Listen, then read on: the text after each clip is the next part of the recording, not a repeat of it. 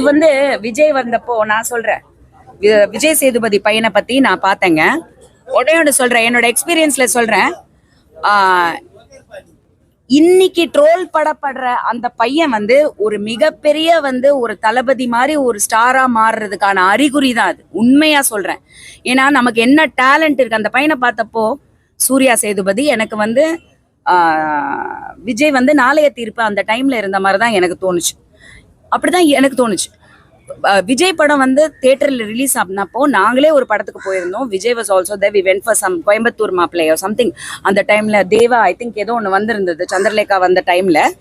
அப்போ சத்தியமா கொசு இப்படி அடிக்கிறாங்க,